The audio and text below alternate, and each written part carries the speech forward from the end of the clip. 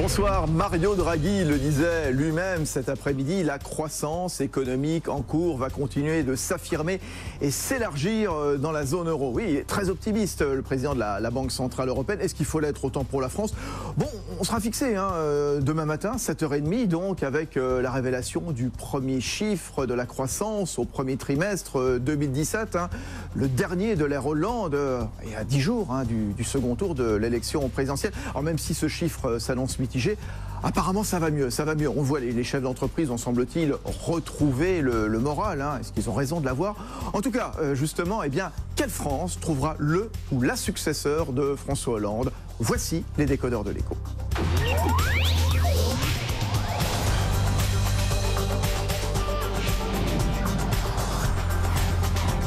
L'écho s'éclaire sur BFM Business. Fabrice Lundi reçoit les décodeurs de l'écho.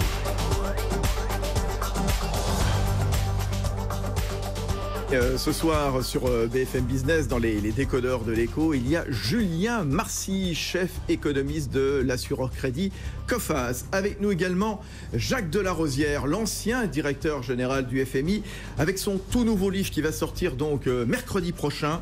Les lames de fond se rapprochent. Urgence, nous dit-il. Il nous dira d'ailleurs dans un instant ce que sont ces lames de fond. Olivier Schiller, président de Septodon. Septodon, c'est une entreprise vieille de 80 ans qui est le leader mondial du marché des injections anesthésiques dentaires, entreprise familiale. Il est membre du METI, le mouvement des entreprises de taille intermédiaire. Emmanuel Le Chypre nous accompagne également, éditorialiste économique à BFM Business. Et puis Jean-Noël Vieille, directeur de la gestion chez 360X en SAM. Oui, parce qu'on verra que les marchés se portent plutôt bien donc en ce printemps 2017. Tiens, dans quel état François Hollande il va laisser la France? Emmanuel Le Chypre, justement, l'ultime chiffre, il va être dévoilé demain. On va en parler dans un instant, on verra à quoi il peut ressembler. Mais dans quel état il laisse la France? Parce que hier, on a eu des chiffres autour du chômage qui n'étaient pas très bons. En fait, il y a deux façons de regarder le bilan de François Hollande. D'abord, il y a les photographies. Vous prenez 2012, vous prenez 2017, et vous regardez un petit peu les grands indicateurs pour voir à peu près où on en est. Et là, vous pouvez dire, finalement, la France va pas fondamentalement mieux qu'en 2017. Qu'en 2012, pardon, quand vous regardez, par exemple, les chiffres de croissance, quand vous regardez les chiffres de l'emploi. Avec une conjoncture complètement différente en même temps aussi. Il a eu une conjoncture difficile aussi. On dit qu'il n'y a que Sarkozy qui a eu la crise de 2008-2009, mais François Hollande, il a eu 2012, qui était une période compliquée aussi. Et puis en revanche, il y a le film. Et le film, il raconte pas tout à fait la même histoire que les photos. Quand vous regardez le film, vous avez clairement deux périodes. Vous avez la période avant ce que j'appellerais, moi, le virage de la compétitivité, comme il y avait eu un peu le tournant de la rigueur en 1981, enfin 83, pardon. Et puis, il y a avant, donc, 2014 et après 2014. Et quand vous comparez finalement, à partir du moment où François Hollande a pris le tournant de cette politique plus favorable aux entreprises, là clairement quand vous comparez 2014 à 2017, quasiment tous les indicateurs sont meilleurs. Et n'oubliez pas que sur le marché du travail, il y a un effet pas un effet d'optique, mais les chiffres de Pôle emploi ne disent pas le vrai bilan du marché du travail. Il faut regarder le taux de chômage. Je vous rappelle que la population active augmente et qu'à quasiment taux de chômage identique, vous avez 250 000 chômeurs de plus à Pôle emploi inscrits qu'aujourd'hui. Donc attention, il faut bien voir ce qu'on regarde, mais si vous regardez la rentabilité des entreprises, si vous regardez même la situation des finances publiques depuis 2014, la dette est stabilisée, la dépense tend à diminuer, donc plutôt favorable. Sur le taux de chômage, ça a légèrement baissé. Même les chiffres Pôle emploi ont baissé. Sur les indicateurs d'inégalité, contrairement à ce qui se passe dans d'autres pays, ça n'a pas diminué.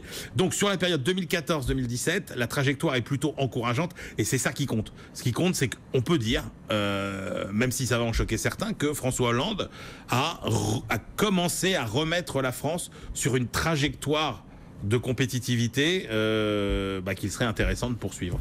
Et d'ailleurs, il le disait ce matin encore à Bourges, au lendemain justement de ces mauvais chiffres, cette hausse de 43 000 demandeurs d'emploi supplémentaires, plus 1,3%, ce qu'il disait, il soutenait que la tendance était à la diminution du chômage. Julien Marcy avec nous, chef économiste de Coface, justement. Même tendance que ce que disait Emmanuel Le Chypre? Oui, complètement. Un élément à ajouter, 2014, finalement, ça coïncide deux choses. C'est-à-dire, le premier, c'est le tournant que vous mentionniez en termes de politique économique. Mais finalement, c'est une tendance plus générale. C'est-à-dire que les signaux d'amélioration dans l'ensemble de la zone euro ont commencé à apparaître cette année-là. Et ainsi que des facteurs exogènes très favorables, comme la baisse du prix du pétrole qui intervient dès le milieu de l'année 2014. Et finalement, je trouve un indicateur que vous avez cité et qui résume bien la situation, c'est le taux de marge des entreprises. Donc il a nettement augmenté depuis cette période-là. Et quand on regarde dans le détail, justement, on peut attribuer une moitié de l'augmentation à peu près aux mesures telles que le CICE et l'autre moitié liée à la baisse du prix du pétrole. Donc voilà, c'est un peu la conjonction de ces deux éléments qui jouent favorablement. À quoi ressemble la France? C'est une question que je vais poser à Jacques Delarosière dans un instant. Je vous pose également, vous, l'homme d'entreprise, le chef d'entreprise, Olivier Schiller, à la tête de Septodon, installé à Saint-Maur-des-Fossés, dans le Val-de-Marne, je le disais, leader mondial dans son secteur, le marché des injections anesthésiques dentaires. Moral ou pas? Écoutez, moi je partage tout à fait ces analyses. La situation des entreprises françaises est sous-compétitive par rapport à nos voisins européens et au-delà de l'Europe. Les 2 premières années du mandat du président actuel ont été absolument catastrophiques. Et c'est vrai qu'à partir de 2014, avec le CICE, avec le suramortissement des investissements et un certain nombre d'autres mesures, on va dans la bonne direction. Donc l'écart reste encore important, mais c'est vrai qu'il s'est réduit entre 2014 et 2017. Et aujourd'hui, les chefs d'entreprise sont beaucoup plus optimistes qu'ils n'étaient il y a 3 ans. Et ils investissent justement, vous-même, Olivier Schiller, à la tête de Septodon. Vous êtes présent dans 150 pays. Hein. Alors nous sommes présents dans le monde entier. Nous faisons 270 millions d'euros de chiffre d'affaires. Seulement 7% est réalisé en France. Et pourtant, nous produisons à peu près 50% des volumes destinés à nos clients en France. Nous avons notamment investi 25 millions d'euros sur notre site historique de Saint-Maur-des-Fossés. Voilà. Alors, à quoi ressemble la France? Tiens, Jacques Delarosière, toujours intéressant d'entendre l'ancien directeur général du FMI qui sort justement, les lames de fond se rapprochent. Cette France de fin avril 2017, elle ressemble à quoi? C'est un pays, la France, qui a beaucoup d'atouts, mais qui a un certain nombre de blocages que j'essaye de décrire dans ce petit livre, qui sont des blocages qui sont amplifiés par des phénomènes de fond qui s'attaquent à tous les pays du monde d'ailleurs, et qui sont le vieillissement, l'augmentation de l'espérance de vie, l'augmentation des inégalités dues à la mondialisation, les phénomènes du réchauffement climatique, la financiarisation extrême de nos sociétés. Et j'essaye de montrer dans ce petit livre que toutes ces tendances fondamentales qui ne caractérisent pas seulement la situation française, toutes ces tendances convergent vers une accentuation des problèmes. Alors, c'est l'accentuation du problème du déficit public, c'est l'accentuation du problème du chômage, c'est l'accentuation des problèmes de croissance. Et donc, si vous lisez le petit livre, vous verrez que les mesures à prendre pour réduire le chômage et relancer un peu l'investissement dans un pays comme la France sont des mesures qui ne peuvent être vraiment comprises que si on les met dans leur environnement fondamental. Oui, alors ça, c'est les recettes, on en reparlera tout à l'heure, justement, alors qu'il y a le second tour qui se profile et qu'évidemment, il y a des chantiers qui vont devoir être menés par le ou la successeur de François Hollande. Mais une photo de la France, là, aujourd'hui, Jacques Delarosière nous avait donné un panorama général des lames de fond, des défauts, des travers de l'économie mondiale. Est-ce que la France a une situation isolée, à une situation particulière? Oui, la France a une situation particulière sur un chapitre très, très particulier, qui est celui de la dépense publique.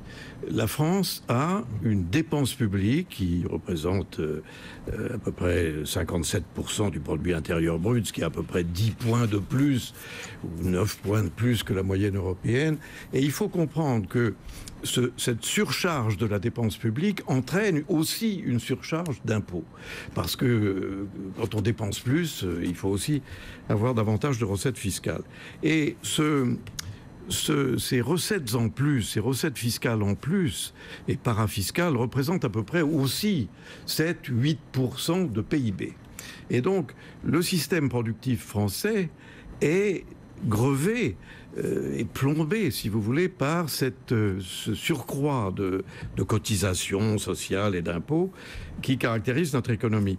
Et à mon avis, mais c'est une vue qui n'est pas partagée par tout le monde, à mon avis, ce boulet au pied des entreprises, qui représente à peu près 7 à 8 points de PIB, est un des facteurs décisifs du chômage. Parce que les entreprises, et c'est ça l'originalité du système français, ce sont les entreprises qui payent ces 4, 5, 6, 7 points de plus de PIB de charge. Parce que c'est comme ça que c'est conçu. Le système social assez généreux de notre pays repose en fait sur les entreprises. Mais ce sont les entreprises qui recrutent ou qui ne recrutent pas. Et si les entreprises, par rapport à leurs voisines allemandes en particulier, ont une surcharge de prélèvements obligatoires qui est de l'ordre de 5 à 7 ou 8% du PIB, elles sont profondément affectées dans leur compétitivité. Et ce que je voulais dire par rapport à la situation un peu favorable que vous aviez indiqué à l'entrée, c'est qu'effectivement, il y a un mieux du point de vue de la croissance. Mais si vous regardez la France, par exemple, vous voyez qu'elle a un mieux, mais c'est un mieux qui se concentre sur la consommation. Et moi, j'aimerais que notre production industrielle manufacturière, dont vous êtes un des représentants Olivier ici, Schiller de Septodon, ben oui, soit encore plus allante qu'elle ne l'est. Parce que si vous prenez toutes les économies européennes de la zone euro et que vous les comparez à leur point de départ avant la crise, disons 2007, vous les mettez en base 100, eh bien vous voyez que la France et l'Allemagne ont rejoint assez tôt d'ailleurs leur niveau de pré-crise, alors que l'Italie, l'Espagne, la Grèce, le Portugal sont encore en dessous du niveau pré-crise. Mais si vous faites une analyse plus fine, et on en parlait avant l'émission avec M. Marcilly, vous voyez que dans le rattrapage français, on est au-dessus de la base 0, de la base 100.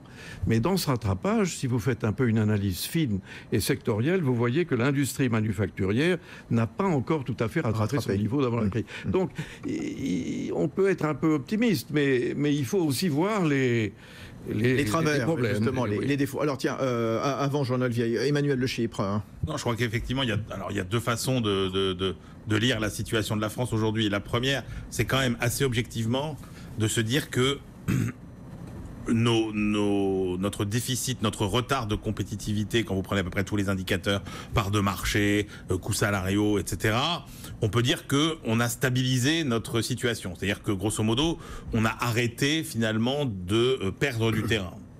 Et ça, c'est déjà un point positif.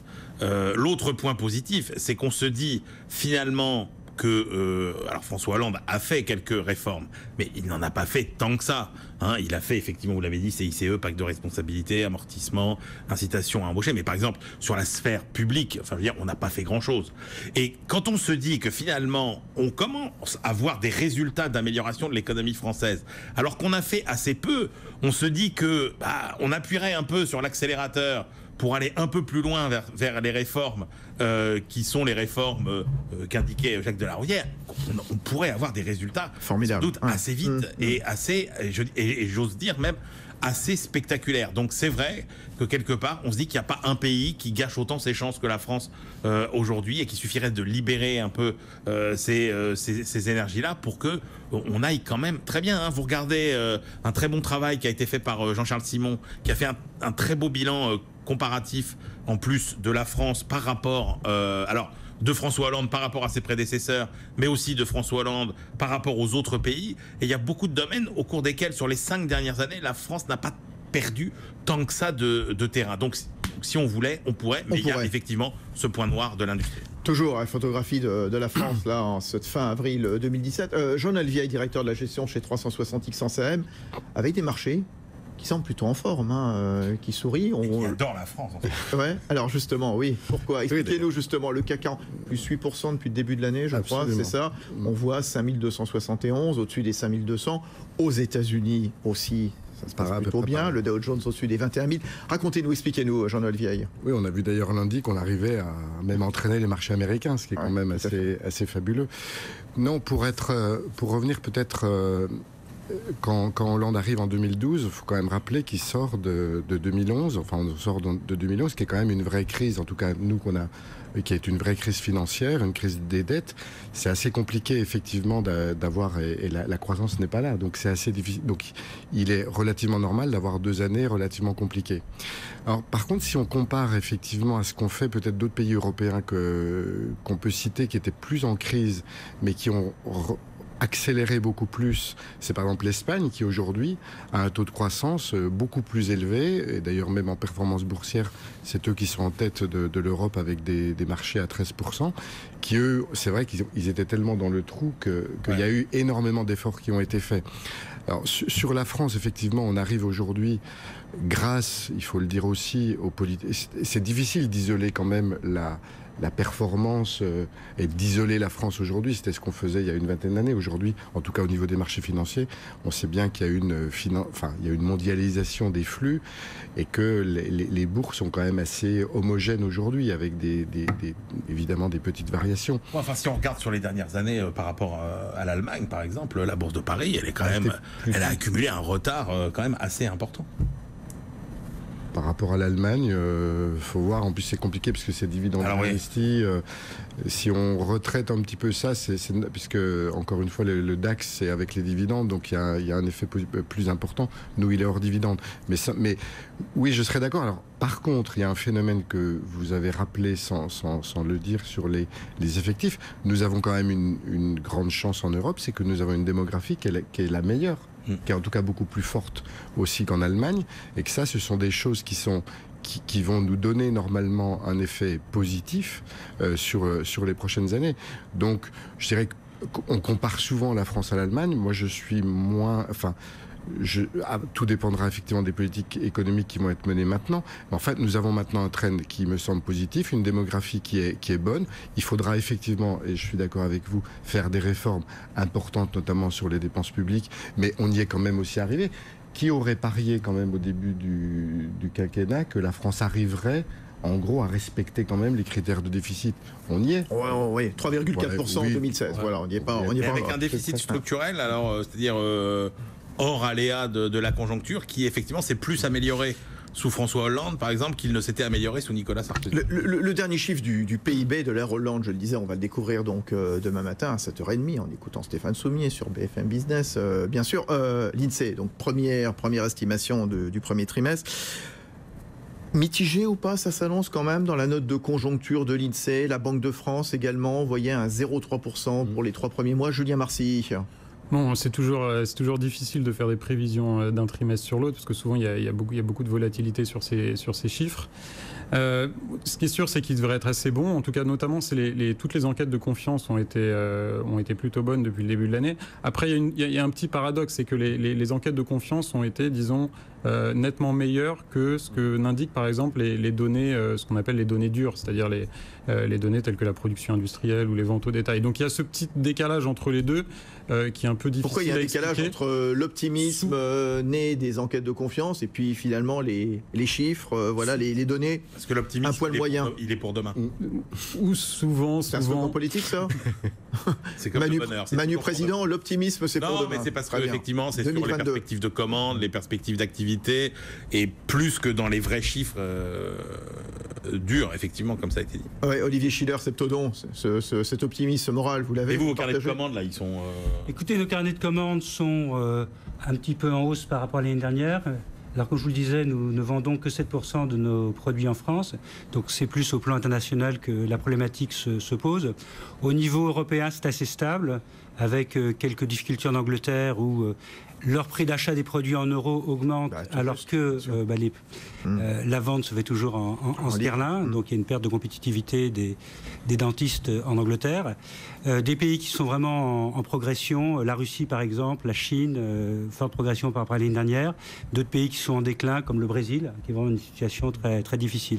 Mais bon, Nous, ETI à capitaux familiaux, nous sommes orientés sur le long terme, donc nous sommes prêts à investir, même si nous savons que turbulence ou pas, vous investissez, voilà, c'est ça. on investit sur le long terme. C'est ça, je pense, une caractéristique importante des ETI, notamment des ETI familiales par rapport aux autres entreprises. Qu'est-ce qui, à l'intérieur de la croissance française, donc qu'on estime, hein, le FMI, la Commission européenne voit 1,4% de croissance en 2017, la Banque de France 1,3%, le gouvernement actuel toujours, hein, celui qui va terminer d'ici 2 semaines à peu près, voire 1,5%.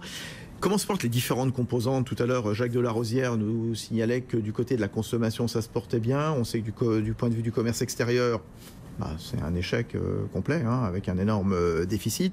L'investissement qui devrait bien se porter également. Julien Marcy, racontez-nous un peu. Vous avez tout dit. C'est vrai que non, être chef économique chez Coface. C'est vrai que comme souvent la consommation, quand on regarde les chiffres du 4e trimestre, a contribué à hauteur de 0,3 points sur les 0,4% de croissance, donc ça n'a rien de surprenant. Ensuite, du côté de l'investissement, il y a une dichotomie entre d'un côté l'investissement en construction qui repart. Donc ça, c'est plutôt une bonne nouvelle. De l'autre côté, c'est assez surprenant, mais c'est vrai que l'investissement des entreprises plutôt productif, lui ne repart pas. Et on retrouve un peu la même dynamique du côté vous l'avez dit, du côté des chiffres du commerce extérieur. C'est-à-dire qu'avec la baisse des prix du pétrole, on avait vu une légère résorption du déficit. Et puis finalement, ça ne s'est pas confirmé. Ce qui est assez surprenant, c'est que malgré donc toutes ces réformes liées au CICE, c'est vrai qu'on ne voit pas d'amélioration encore à ce stade. Oui, allez-y, Olivier Schiller, membre du METI à la tête de Septodon. En fait, aujourd'hui, l'écart est tel entre les conditions d'investissement en France par rapport aux pays qui nous entourent que rien n'est fait pour encourager les entreprises à investir en France. C'est ce que j'allais vous demander, les raisons du décalage quelque part. Ça va mieux, mais on pourrait faire mieux, comme nous disait. On produit exactement la même chose au Canada. Donc là, on ne parle plus d'Allemagne, on parle du Canada. Les charges sociales en France, c'est 45%. Au Canada, 22%. Pourtant, le Canada, c'est pas un pays sauvage sans protection sociale. C'est un pays où il y a à peu près le même niveau de prestations sociales qu'en France. Les taxes locales, c'est pareil. On paye plus du double en France par rapport au Canada. Voilà. Donc, il faut vraiment avoir des familles patriotes à la tête des entreprises pour investir en France. Et c'est absurde, si vous voulez, parce que le système fait qu'il pèse sur les produits qui sont fabriqués en France. On taxe les produits fabriqués en France, alors que ceux qui sont importés ne sont pas taxés. Voilà, l'entreprise n'est ni de droite ni de gauche. Manuel Valls avait proposé à l'époque d'augmenter le taux de TVA, la TVA sociale, pour diminuer les charges qui pèsent sur les entreprises. Quand les entreprises vont bien, comme le disait M. Delarosière, c'est toute la France qui va bien. Elles embauchent, elles investissent. Et donc, il faut vraiment changer l'état d'esprit en disant qu'il faut absolument, c'est une priorité absolue, de créer les conditions pour que les entreprises investissent en France. Ouais, vous nous direz d'ailleurs dans un instant si on en a assez parlé dans la campagne électorale, qui n'est pas finie, hein, puisque le scrutin aura lieu le dimanche 7. Oui, on y revient. Ce décalage quand même qu'il y a avec les autres pays, nos voisins, ça se joue sur quoi principalement? Allez, Jean-Noël Vieille. Le décalage voilà, le fait que ça va mieux chez nous et que ça va encore mieux ailleurs. Mais si vous prenez la croissance allemande, elle n'est pas beaucoup plus forte sur les 5 dernières années que la croissance française. Je crois qu'il ne faut pas pour le coup idéaliser non plus ce qui se passe à l'étranger. Il y a des composantes différentes. C'est vrai qu'il y a un peu moins d'investissement en France. On a quand même un secteur de la construction immobilier qui repart. On a des créations d'emplois. Donc effectivement, alors si vous prenez sur la durée, c'est vrai que c'est là où on voit la problématique de coût du travail, etc., de complexité d'embaucher. Et là, c'est vrai que sur les 5 dernières années, des pays comme l'Allemagne ou comme le Royaume-Uni ont créé 10 fois plus d'emplois que nous. C'est vrai. Taux de chômage en France, un petit peu plus de 10%, 4,6% en Allemagne, avec pour les jeunes. C'est 3 fois moins le taux de chômage chez les jeunes. Moi, je rajouterais quand même que Jean-Noël Vieille et ensuite Jacques Delarosière. Sur les marges des entreprises, par exemple, je ne vois pas de gros écarts au niveau des grandes entreprises qui sont cotées. Il n'y a pas énormément d'écarts de marge, d'abord parce que les résultats se font, les sociétés sont mondialisées. Mais aujourd'hui, il n'y a pas de grosse différence entre les résultats de sociétés allemandes et les résultats de sociétés françaises. Et je dirais que pourquoi ça va mieux d'ailleurs au niveau des marchés financiers? Parce que je crois, d'ailleurs, nous on est peut-être allé un peu plus vite que la réalité économique, mais on joue quoi aujourd'hui? On joue en fait la fin de la déflation, puisque c'est ça qui nous a pénalisé jusqu'à l'année dernière. Et aujourd'hui, on est en train de bâtir un scénario de reflation. Et je crois que c'est ça qui va être le grand enjeu. Est-ce que les entreprises demain vont pouvoir augmenter leur chiffre d'affaires? Et c'est ça qui est important, au-delà des carnets de commandes, c'est de savoir à quel prix. Est-ce qu'elles vont pouvoir repasser les hausses de coûts? Parce qu'on sait qu'on va avoir probablement des hausses de coûts, que ce soit des coûts matières premières, avec les hausses des matières premières, et aussi peut-être une hausse des salaires qu'on n'a pas encore vraiment vue. Donc la clé des années qui viennent, c'est la capacité des entreprises à augmenter leurs marges. Nous, en tout cas, le marché financier aujourd'hui est en train de dire oui, c'est possible, d'où l'accélération qu'on a connue et d'où ces 8%. Il faudra maintenant que les entreprises réalisent leurs objectifs. Sinon, on risque d'avoir un deuxième semestre peut-être plus difficile. Un mot, Jacques Delarosière, toujours avec nous, auteur des Lames de fond se rapproche. Oui, je voulais dire que il y a eu une fenêtre d'opportunité lors de l'abaissement des prix du pétrole qui sont tombés en 2015 de $100 le baril à $50 le baril. C'est une chute absolument considérable.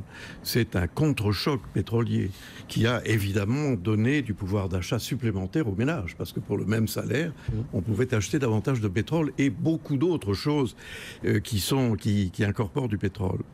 Et en plus, il y a eu la baisse des taux d'intérêt qui franchit la barre zéro et il y a eu la baisse de l'euro. Donc on a eu 3 éléments de reflation de l'économie qui sont la baisse des taux d'intérêt, la baisse de l'euro et la baisse du prix du pétrole. Et ce qui est intéressant, c'est, pour votre question, c'est de comparer les impacts de cette situation très bénéfique de pays à pays. Et vous voyez qu'en France, bien sûr, les consommateurs ont profité de la baisse des coûts du pétrole et ils ont consommé davantage. Est-ce que l'industrie manufacturière française, et en particulier celle qui est exportatrice, comme la vôtre, a bénéficié de cette fenêtre d'opportunité? En microéconomie, certainement, dans un certain nombre d'entreprises. Mais en macroéconomie, non. Puisque le déficit manufacturier français vis-à-vis de l'étranger s'est accru. Et donc, on peut dire, en synthétisant et en caricaturant un peu les choses, que le cadeau qui nous a été fait par la baisse des prix du pétrole et la baisse de la monnaie et des taux d'intérêt a été utilisé par la France essentiellement pour consommer davantage. Et consommer quoi davantage? Eh bien les produits produits par nos concurrents voisins. Et si on ne pointe pas dans la direction un peu désagréable que je suis obligé de pointer, on est dans le déni. Et on dit mais tout va bien. Mais tout ne va pas bien. Parce que ce qui serait bien, c'est que cette manne qui nous a été distribuée par la conjoncture mondiale ait été utilisée pour qu'on puisse investir davantage, qu'on puisse travailler sur les hauts de gamme, qu'on puisse exporter. Et la France est malheureusement le seul pays maintenant de l'Union européenne dont la balance des paiements non seulement est négative, mais de plus en plus négative. Alors, je ne dis pas ça pour être désagréable dans cette charmante réunion, mais le déni, c'est toujours le mauvais conseiller des politiques. Ah ben c'est pour ça qu'on se pose la question aujourd'hui, quelle France trouvera le ou la successeur de Hollande? On revient vite avec les décodeurs de l'écho, avec Jacques Delarosière, ancien directeur général du FMI, Julien Marcilly, Olivier Schiller, Emmanuel Le Chypre et Jean-Noël Vieille. À tout de suite.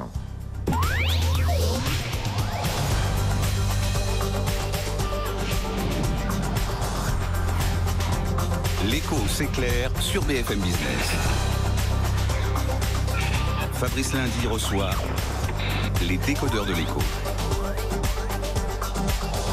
Oui, et dans l'attente du chiffre, la première estimation de la croissance du premier trimestre 2017, donc ce vendredi matin, ça sera révélé à 7h30. Oui, dans quel état finalement François Hollande laisse-t-il la France?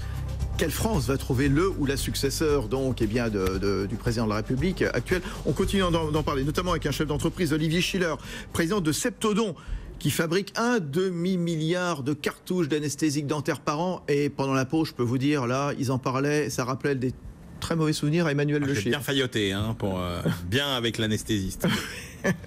Bon. Des souvenirs anciens, mais pas des souvenirs C'est ça. actuels. À nouveau, C'est ça. parce que justement, voilà, bon, leader mondial, hein, je le disais, donc Septodon. Et puis Jacques Delarosière avec nous, notamment. Les lames de fond se rapprochent et son nouvel opus qui sort dans un instant. Julien Marcy, donc aussi chef économiste de l'assureur Crédit Coface.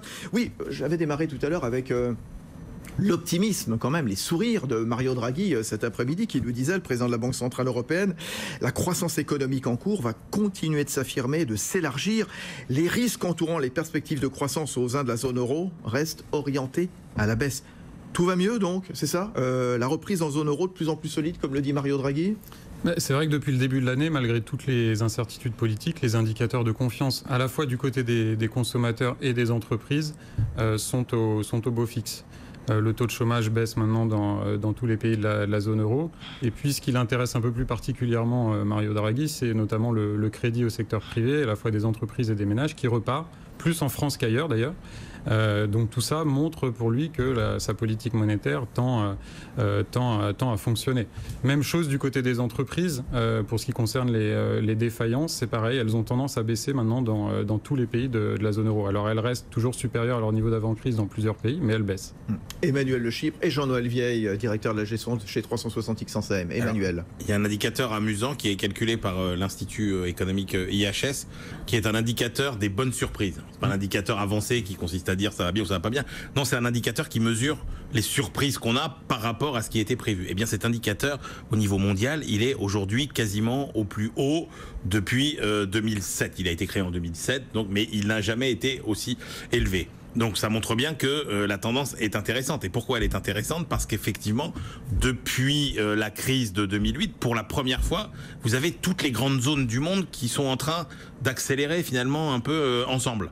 Hein, on voit bien que les États-Unis, qui étaient quand même un peu essoufflés, sont en train de reprendre. Alors là, c'est pas une piqûre d'anesthésiste, mais c'est plutôt une piqûre de dopant avec le programme Trump et puis ce qu'il annonce comme baisse d'impôts. Et donc que finalement la croissance américaine ne devrait pas être si faible que ça. On voit que la Chine, elle aussi, semble plutôt aller mieux, que l'Europe accélère, que les émergents qu'on disait fragiles, en fait, alors à part quelques pays comme le Brésil par exemple, voire la Turquie, globalement, ce sont des pays dans lesquels finalement les fondamentaux sont meilleurs, les finances publiques sont mieux gérées, les comptes extérieurs sont moins déficitaires, l'inflation est moins forte, et donc effectivement, on est plutôt dans un scénario de relative bonne surprise. Je rappelle qu'il y a un an, on ne parlait que de la déflation, Jean-Noël l'a dit.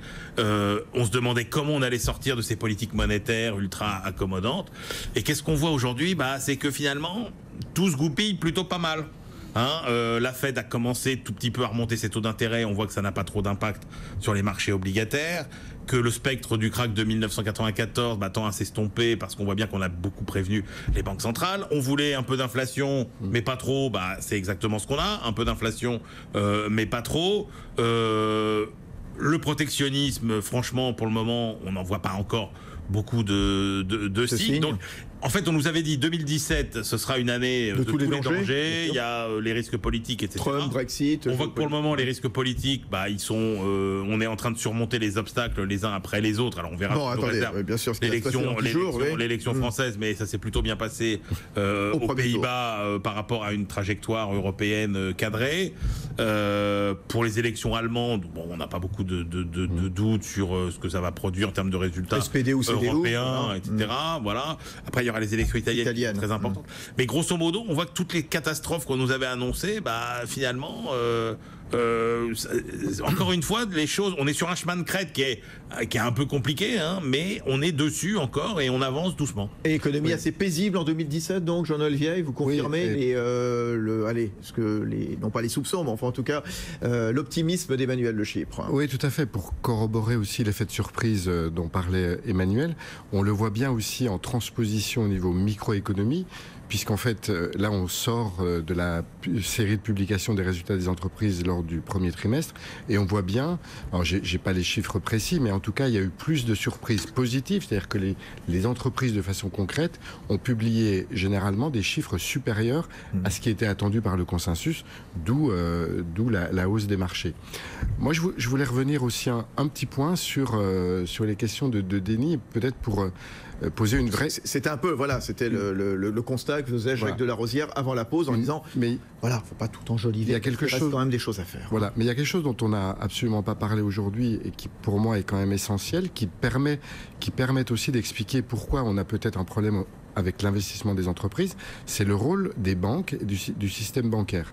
Le problème qu'on a eu, alors ça semble bouger un petit peu en ce moment, mais c'est l'absence de crédit. C'est-à-dire que les banques, jusqu'à encore l'année dernière, ne prêtaient plus aux entreprises. Et ce sont surtout, évidemment que ce ne sont pas les grands groupes qui ont besoin d'argent, mais ce sont les petites sociétés qui ont souvent des brevets, mais il faut financer. Et beaucoup de ces entreprises-là sont parties justement à l'extérieur. Est-ce que les phénomènes de délocalisation, on parle surtout par rapport aux problématiques de salaire, etc. Mais est-ce que ce n'est pas aussi parce que si vous allez aux États-Unis, vous avez un accès à un marché financier beaucoup plus facile et moins bancarisé? Est-ce que ce n'est pas là aussi un des problèmes de l'économie française? Alors, Olivier Schiller, à la tête de Septodon, membre du METI, Julien Marcy, COFAS, et Jacques Delarosière ensuite. Et on regarde sur la campagne française. Une remarque pour favoriser l'investissement en France, quelque chose qui est très important, que je voudrais souligner, c'est l'apport énorme du marché unique. Pour les entreprises, c'est absolument fondamental, entreprises telles que les nôtres, qui produisons en France et qui vendons beaucoup au niveau international, notamment européen. Il est très très important de préserver la libre circulation des biens au sein de l'Europe. Parce que s'il y avait des barrières, à ce moment-là, on ne pourrait plus exporter nos produits aussi facilement et ça nuirait à l'investissement et à l'embauche en France. Julien Marcy, COFAS. Un indicateur intéressant pour nuancer ce qui vient d'être dit, ce sont les créations d'entreprises en France. Elles sont en forte augmentation. C'est-à-dire même quand on ne tient pas compte des auto-entrepreneurs, elles sont en hausse de 10% sur un an et elles ont retrouvé leur niveau d'avant-crise. Et on a souvent tendance à s'auto-flageller, entre guillemets, quand on se compare à l'Allemagne. Mais là, quand on regarde cet indicateur, on fait beaucoup mieux. C'est-à-dire que, par exemple, les Allemands, en termes de création d'entreprises, ça ne décolle toujours pas. Et elles sont toujours à un niveau qui est 20% inférieur à celui d'avant-crise. Donc le risque aujourd'hui dans nos économies, quand on parlait de déflation, c'était vraiment de tomber dans un scénario à la japonaise où, certes, il y a moins de faillites, mais il y a aussi plus du tout de création d'entreprises. C'est un peu ce qu'on voit en Allemagne, paradoxalement. Chez nous, pas du tout. Un mot, Jacques Delarosière, sur les lames de fond se rapprochent. Vous nous le disiez tout à l'heure. Là, on est à l'échelle mondiale. Vieillissement de nos populations, montée des inégalités, née de la mondialisation, le réchauffement climatique. Bon, et tout ça commence à bouleverser nos certitudes. Vous dites c'est un livre d'alarme, c'est un cri d'alarme, il y a urgence. Est-ce à dire qu'on va dans le mur? Ça veut dire que, autrefois, face à tous ces problèmes que vous avez énoncés, on disait, oui, c'est sérieux, mais ça sera pour dans 30 ans, 50 ans, donc ça sera pour nos successeurs. Maintenant, on continue à dire c'est sérieux, mais ce n'est pas pour dans 20 ans, ce n'est pas pour dans 10 ans. C'est pour maintenant, parce que les vagues de fond, elles sont là. Je vais en donner un seul exemple. Au début des années 80, il y avait encore 5 actifs qui finançaient un pensionné. Aujourd'hui, savez-vous combien il y a d'actifs pour financer un pensionné en Europe? Et les chiffres sont les mêmes pour la France. Eh bien, il y a 1,5 actifs. On ne les coupe pas en deux, mais j'entends. En statistique, c'est comme ça que 3 fois moins qu'il y a 30 ans. Pour financer un pensionné.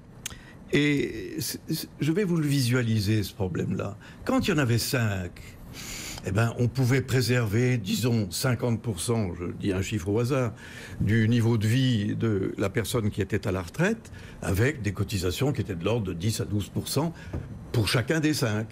Mais quand il n'y en a plus qu'un et demi, ce qui est le cas aujourd'hui, et qu'on veut préserver les 50% de son niveau de vie aux pensionnés, alors il faut, c'est plus 10% qu'il faut, c'est 20, c'est 30%. Et vous ne pouvez pas demander à un actif de payer 30% de son revenu pour financer un retraité. Et donc, la lame de fond qui était niée quand on a mis la retraite à 60 ans alors qu'elle était à 65 en 1981, c'était nier la lame de fond. On savait parfaitement que les choses allaient se détériorer. Et aujourd'hui, c'est la même chose. Il faut qu'on allonge l'âge de départ à la retraite parce qu'il n'y a pas d'autre manière d'équilibrer le système. Si vous mettez tout sur les cotisations, vous allez avoir les entreprises françaises, et en particulier les ETI, qui vont être, c'est pas un boulet au pied qu'elles auront, c'est 2 boulets au pied, et elles ne pourront plus l'assumer. Vous pouvez diminuer les cotisations, c'est-à-dire diminuer le taux de remplacement, diminuer le niveau de vie des pensionnés. Il a déjà pas mal diminué. Si on va beaucoup plus loin, on a un problème social majeur. Et donc la seule possibilité, et il ne faut pas avoir honte de le dire, la seule possibilité, c'est d'allonger l'âge de départ officiel à la retraite. Et avec 65 ans, on rééquilibre à peu près le système.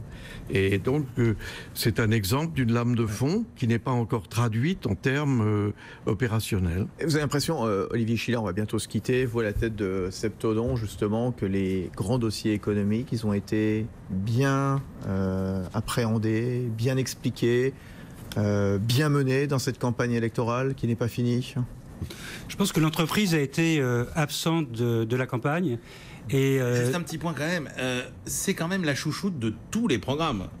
Quand vous dites ça, si vous regardez tous les programmes, vous avez des baisses d'impôts pour les entreprises dans tous les programmes. Même chez Mélenchon, il y avait des baisses d'impôts sur les PME notamment. Alors, je pense que c'est peut-être pas d'ailleurs la principale de vos préoccupations. Mais je trouve qu'il y avait quelques acteurs économiques comme ça qui étaient chouchoutés. Et je trouve que les entreprises dans les programmes, elles n'étaient pas en si mauvaise place que ça. Mais prenez par exemple le CICE. Le CICE va être transformé en baisse de charges sociales. Ça, c'est bien. Par contre, il est plafonné, enfin dans certains programmes, la baisse est plafonnée à 2,5 fois le SMIC. Comme si une entreprise pouvait fonctionner uniquement avec des opérateurs, des techniciens, et que tout l'encadrement, tous les chercheurs, tous les postes de cadre supérieur ne comptaient pas. Pour quelle raison est-ce qu'on surtaxerait le personnel le plus qualifié? Il n'y a aucune raison. Donc, je crois que vous avez raison, en fait. Ce n'est pas des petites mesures ici là qui permettront de redresser la situation, mais c'est vraiment un catalogue de mesures global et cohérent. Et seul si on le met en œuvre, ça va permettre réellement de réindustrialiser la France. Autrement, on sera là à nouveau dans 5 ans à se lamenter du décrochage de la France par rapport aux pays qui nous entourent. Donc celui ou celle qui va succéder à François Hollande, quelle France va-t-il trouver donc une fois qu'il ou qu'elle rentrera à l'Elysée aux environs du 17-20 mai? Julien Marcilly.